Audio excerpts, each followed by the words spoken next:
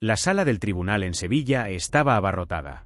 Era un día caluroso, y aunque el aire acondicionado funcionaba a toda potencia, la tensión en el ambiente hacía que todos sintieran un peso adicional.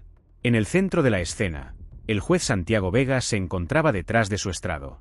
Con 62 años y más de 3 décadas de experiencia, su reputación lo precedía. Un hombre implacable, conocido por no dudar ante la dureza de la ley. Alejandro Morales, un joven mecánico de 24 años, estaba de pie junto a su abogado defensor. Su rostro, aunque sereno, reflejaba la lucha interna de alguien que intentaba procesar lo inevitable. «Soy inocente», había repetido una y otra vez desde su arresto, pero sus palabras habían caído en oídos sordos.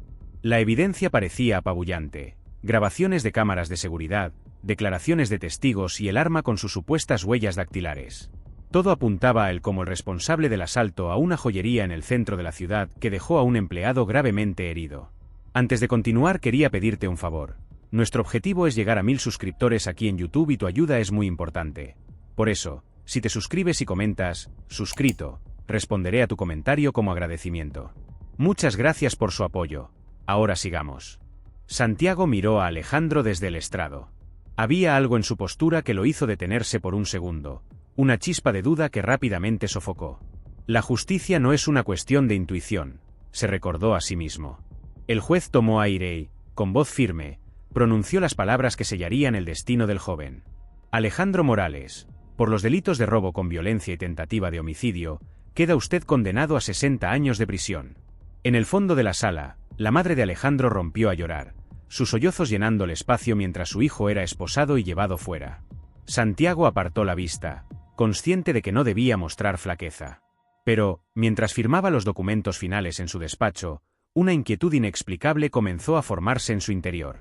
Santiago Vega regresó a su despacho tras el juicio, cerrando la puerta detrás de él como si intentara bloquear las emociones que comenzaban a invadirlo. Se dejó caer en su silla de cuero desgastada, el eco del martillazo final aún resonando en su mente. Miró su escritorio, una fortaleza de papeles y expedientes, y tomó una vieja fotografía de su primera toga como juez. Su rostro juvenil en la imagen contrastaba con el hombre que ahora contemplaba su reflejo en el vidrio del portarretratos. Había llegado al sistema judicial lleno de ideales, convencido de que podía marcar la diferencia. Sin embargo, los años en el estrado le habían mostrado un mundo donde las decisiones no siempre eran claras y las líneas entre el bien y el mal a menudo se desdibujaban. Recordó su primer caso importante, uno que involucraba a un hombre acusado de tráfico de drogas. Había tenido dudas, pero la presión de las evidencias y las expectativas lo habían empujado a emitir una sentencia severa. Años después, descubrió que ese hombre era inocente. Desde entonces, se había prometido no dejar espacio para la incertidumbre en sus juicios. A pesar de esa resolución, algo en el caso de Alejandro lo perturbaba. La madre del joven, con su dolor palpable, y el rostro resignado del acusado permanecían en su mente. ¿Qué tan firme era realmente esa evidencia?, pensó. Pero desechó la duda casi al instante. Su papel no era cuestionar, sino juzgar basado en lo presentado. Encendió un cigarrillo, a pesar de las advertencias de su médico, y exhaló lentamente mientras miraba el atardecer a través de la ventana. Sin saberlo, esa inquietud que intentaba ignorar sería el catalizador de un giro inesperado en su vida. Las decisiones tomadas hoy volverían para confrontarlo con su propia moralidad. Días después del juicio, Santiago Vega revisaba documentos en su despacho. Un nuevo caso de supuesta mala conducta policial había llegado a su mesa. Como siempre, el juez se preparaba para analizar cada detalle con precisión. La pila de papeles parecía interminable, pero un registro de evidencias llamó su atención de inmediato. Era un inventario de objetos confiscados durante una operación policial reciente. Al leer la descripción de uno de los ítems, Santiago sintió que su corazón se detenía por un momento. Un arma de fuego, con las mismas características y el número de serie idéntico al arma utilizada en el robo por el que Alejandro Morales había sido condenado. Frunció el ceño mientras revisaba los detalles del informe. El documento indicaba que el arma había sido incautada durante un arresto relacionado con otro caso, 2 días después del asalto a la joyería. Pero si esa arma estaba en posesión de la policía, ¿cómo podía haber sido usada en el crimen atribuido a Alejandro? Algo no cuadraba. La duda que había intentado enterrar durante el juicio regresó con fuerza. Su instinto, el mismo que había aprendido a ignorar con los años, ahora le gritaba que algo estaba profundamente mal. Santiago cruzó la habitación, Tomó el expediente del caso de Alejandro y comenzó a compararlo con los nuevos documentos. Las fechas, las descripciones, todo apuntaba a una incongruencia que no podía ignorar. Se sentó de nuevo, su mente ahora enredada en una maraña de preguntas sin respuesta. Si el arma no había sido utilizada en el robo, ¿qué más podía haber sido manipulado? ¿Podría ser que Alejandro estuviera diciendo la verdad todo el tiempo? El juez respiró profundamente, consciente de lo que significaba su descubrimiento. Si investigaba más, pondría en peligro su reputación y su carrera. Pero si no lo hacía, corría el riesgo de permitir que un inocente continuara pagando por un crimen que no cometió. Mirando fijamente los documentos, Santiago supo que no había marcha atrás. La verdad, aunque peligrosa, exigía ser revelada. Santiago Vega sabía que no podía enfrentar esto solo. Decidió contactar a Daniel Torres, un antiguo colega y amigo cercano que había trabajado como investigador durante décadas antes de retirarse.